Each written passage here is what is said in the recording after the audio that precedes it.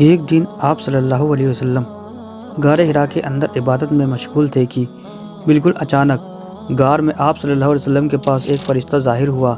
یہ حضرت جبریل علیہ السلام تھے جو ہمیشہ خدا کا پیغام اس کے رسولوں علیہ السلام تک پہنچاتے رہتے ہیں۔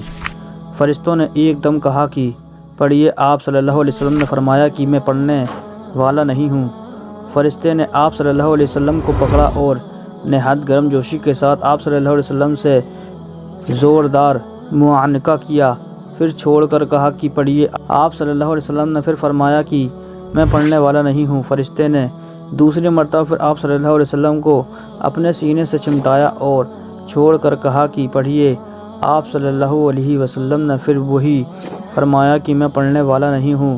تیسری مرتبہ پھر فرشتے نے آپ صلی اللہ علیہ وسلم کو بہت زور کے ساتھ اپنے سینے سے لگا کر چھوڑ کر کہا کہ اقرأ بسم ربک الذی خلق، خلق الانسان من علق، اقرأ وربک الاکرم الذی علم بالقلم، علم الانسان ما لم یعلم۔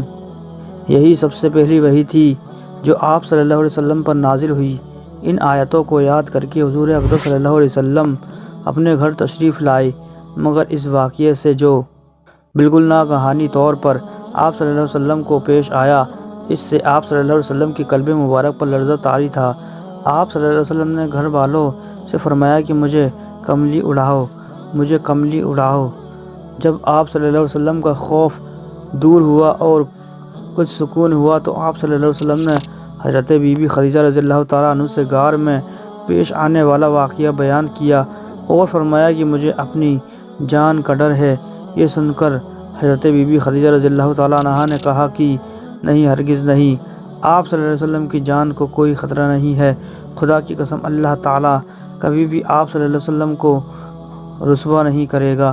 آپ صلی اللہ علیہ وسلم تو رشتہ داروں کے ساتھ بہترین سلوک کرتے ہیں، دوسروں کا بار خود اٹھاتے ہیں، خود کما کر مفلسوں اور محتاجوں کو عطا فرماتے ہیں، مسافروں کی مہمان نوازی کرتے ہیں اور حق و انصاف کی خاطر سب کی مصیبتوں اور مشکلات میں کام آتے ہیں۔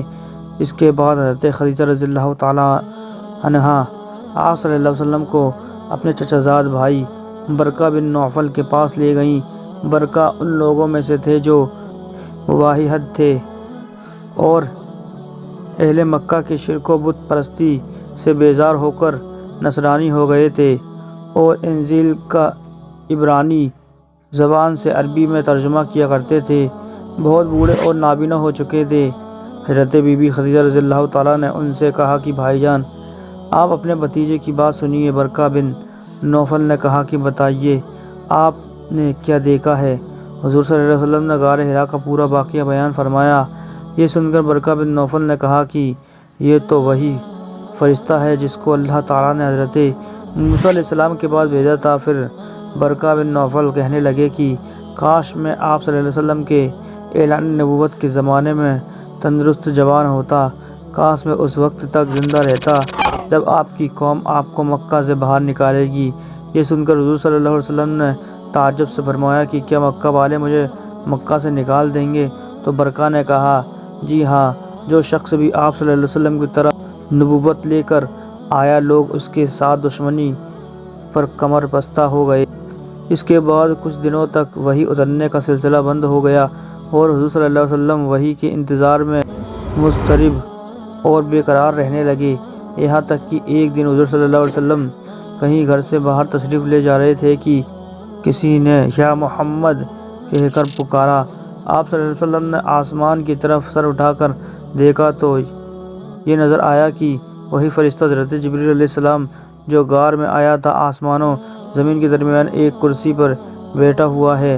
یہ منظر دیکھ کر آپ صلی اللہ علیہ وسلم کی قلب مبارک میں ایک خوف کی کیفیت پیدا ہو گئی۔ آپ صلی اللہ علیہ وسلم مکان پر آ کر لیٹ گئے اور گھر والوں سے فرمایا کہ مجھے کمبل اڑاؤ، مجھے کمبل اڑاؤ۔ چنانچہ آپ صلی اللہ علیہ وسلم کمبل اوڑھ کر لیٹے ہوئے تھے کہ ناگہاں آپ صلی اللہ علیہ وسلم پر سورہ مدثر کی ابتدائی آیت نازل ہوئی اور رب تعالیٰ کا فرمان اتر پڑا۔